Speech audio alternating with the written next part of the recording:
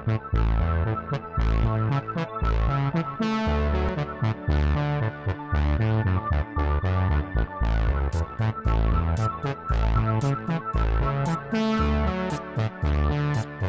name is Steven Sasson, and I invented the digital camera.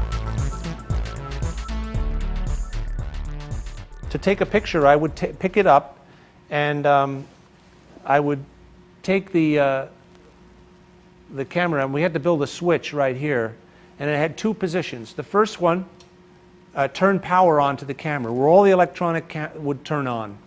And then the second one would grab the picture. And then after the picture was grabbed, it was read out in about 50 milliseconds and digitized and stored in a digital memory card, which was contained down here. And so it was captured then. But it wasn't stored then. I needed a more permanent form of storage. And so the only more permanent form of digital storage I had available to me at the time was digital cassette. It took about 23 seconds to record, and the tape would hold 30 images, a number I chose, by the way, to be conveniently between 24 and 36. I didn't want to store just one or two images on there, because then they'd say, well, that's not very useful. I didn't want to store 100 or 1,000 images on there, because nobody knew how to deal with that concept.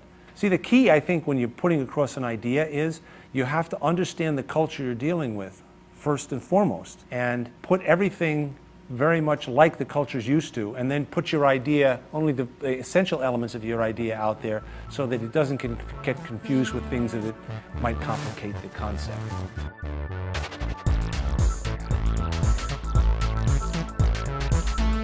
I took the first picture in December of 1975. I was asked many times how long this would take before it affected consumer photography. I used Moore's Law and the assumption that a consumer would be happy with 2 million pixels worth of an image. Might seem silly now, but that seemed like a big number back then. And I came up with 15 or 20 years. The options the average person has today for imaging is unlimited.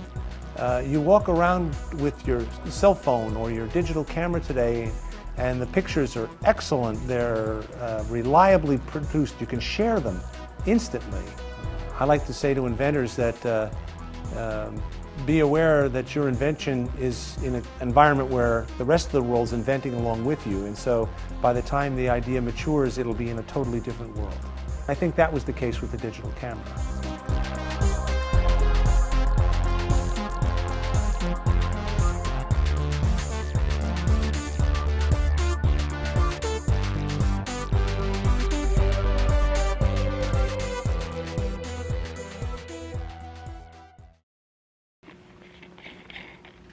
Sitting in the pixel chair. That's right.